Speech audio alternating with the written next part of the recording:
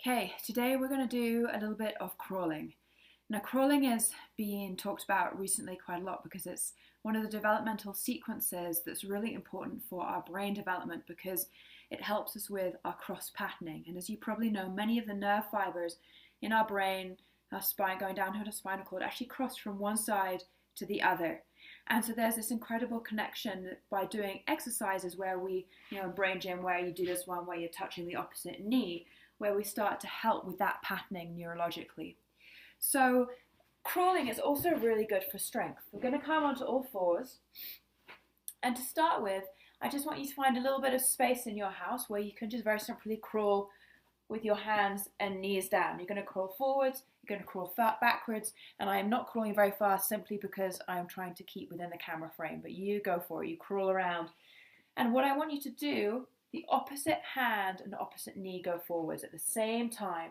And we're trying to do it so that we plant the knee and hand down at the same time. Common mistakes people make are one, crawling with the same side going forwards. So don't do that, just make sure as you're going forwards, your right hand goes forwards, your left knee comes forwards.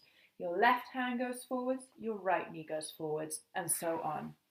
The next thing that people commonly will do mistakenly is they will step their hand, so let's say the right hand forwards a little bit, and they'll bring the left knee way too far up close. So we want to just take little small steps with the knees and the hands so that our knees don't end up by our elbows.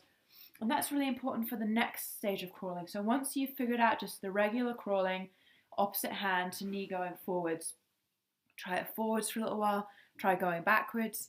The next thing you're going to do is you're going to get into a crawling stance and you're going to have your toes rolled under and then just slightly lift your knees. So not up here, we're not going into a downward dog position, we're hovering the knees just an inch off the ground, and then we're crawling and we're trying to keep the knees really close to the ground so it's not this.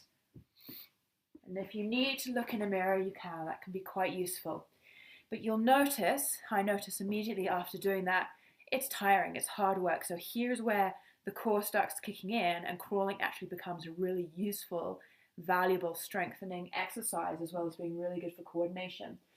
So you're going to come up, knees just off the ground. Right hand goes forwards, left foot just comes a little bit forward. See, I'm not going up to here.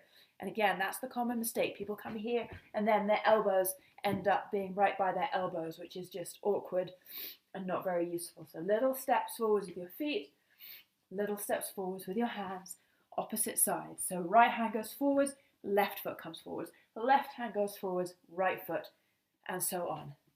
So do that for a couple of minutes, take a little break because you will need it. Then we can also explore an inverted crawl. So you'll have done this a lot when you're a kid. So your hands are actually going to be facing out to the sides rather than forwards. You can do it both ways if you want. If you are struggling with a wrist injury or some tension in your wrist, just make sure you do a little bit of a warm-up for your wrist, so something like that, circling both ways. And then also just squeezing and pulling on your wrist. And you get in just, I don't know if you can see, kind of the knobbly bits.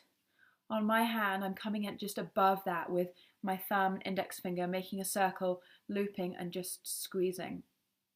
Also, you may need to make a fist, so when you're coming down, you may end up with your hand like that. And if you've got a bad wrist problem, just limit your crawling, but it is quite good just to keep working on that hand strength, and over time that will hopefully help to sort out your wrist. And if it doesn't, then come see us for an osteopathic treatment because wrist issues are a pain in the buttocks. So hands out to the sides and then our feet forwards, feet flat on the ground, hands flat on the ground, or if you're doing this to protect your wrists a bit, do that, lifting your bum off the ground. And then, now this is the one as well where you want to be super careful you're not stepping way too far forwards, otherwise you're going to have to take a massive stride with your hand. So your feet maybe under your hips, right hand goes forwards, left foot at the same time goes forwards. Then you have to shift your weight over to the right and you have to do left side, left hand, right foot, and so on. And then you can practice coming backwards as well. So this one is really good exercise.